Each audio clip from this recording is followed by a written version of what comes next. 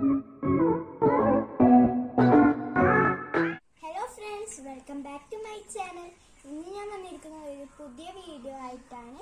ഇന്ന് ഞാൻ എൻ്റെ റൂബിനെയും കൂട്ടി ഒരു വാക്കിങ്ങിന് കൊണ്ടുപോവുകയാണ്.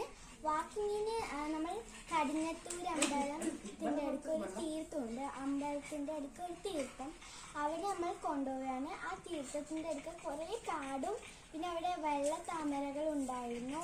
ഇപ്പം അതൊന്നും അവിടെ ഇല്ല. എൻ്റെ ചാനൽ നിങ്ങൾക്ക് ഇഷ്ടപ്പെട്ടാൽ സബ്സ്ക്രൈബ് ചെയ്യുക, കൂടെ കമൻറ്റ് ചെയ്യുക, ഷെയർ ചെയ്യുക. അപ്പോൾ നമ്മൾക്ക് വീഡിയോയിലേക്ക് നമ്മളിപ്പോൾ പോകാൻ പോകുന്ന സ്ഥലം വീടിൻ്റെ തൊട്ടടുത്തുള്ള തീർത്ഥത്തിൻ്റെ അടുത്താണ്.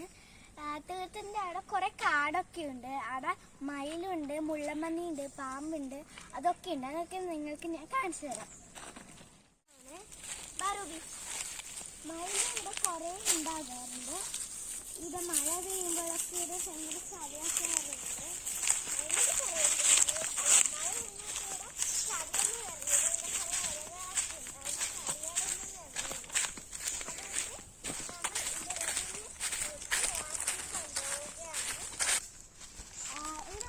കാടാണ്. ഇവിടെ കുറച്ച് കിളികളൊക്കെ വരാറുണ്ട്. രാത്രി കാലങ്ങളിൽ ഇവിടെ കുറേ ആമകളൊക്കെ ഉണ്ടാവാറുണ്ട്. ഞാനൊരിക്കൽ കണ്ടിട്ടുണ്ട് ആമകളെയൊക്കെ.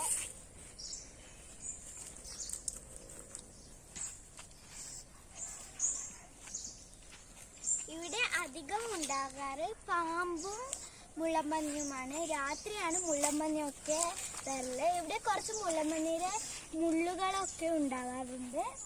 എനിക്ക് ഒറ്റയ്ക്ക് പോകാൻ ഭയങ്കര പേടിയാണ്.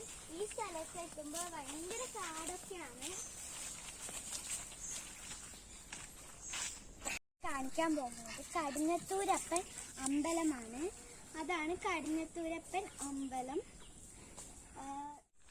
ഇതാണ് നമ്മുടെ തീർത്ഥം. ഇതൊരു വലിയ തീർത്ഥമാണ്. ഇത് നിങ്ങൾക്ക് കാണിച്ചു തരാം. പണ്ട് കുറേ താമരകൾ ഉണ്ടായിരുന്നു. ഇപ്പൊ താമരകളൊന്നും ഇവിടെ ഇല്ല. ഇവിടെ നമ്മൾ പണ്ട് നീന്താനൊക്കെ വരലുണ്ട്. പിന്നെ ഈ സ്ഥലത്തൊക്കെ കുറച്ച് മീനുകളൊക്കെ ഉണ്ടാവാറുണ്ട്. പിന്നെ ഇപ്പം അവിടെ കുറേ വലിയ മീനും കുറേ ഇവിടെ വലിയ കാടൊക്കെയാണ്. അവിടെയൊക്കെ വലിയ കാടാണ്. നമുക്കിതിൽ വട്ടം ചുറ്റിട്ടൊക്കെ വരാം.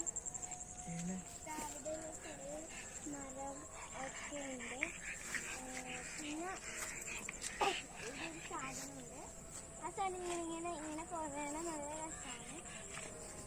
പിന്നെ ഇവിടെ കുറച്ച് കാടൊക്കെ ഉണ്ട് വെള്ളത്തിനകത്ത്. നിങ്ങൾക്ക് ഇഷ്ടപ്പെട്ടാൽ ലൈക്ക് ചെയ്യുക, ഷെയർ ചെയ്യുക, പിന്നെ സബ്സ്ക്രൈബ് ചെയ്യുക.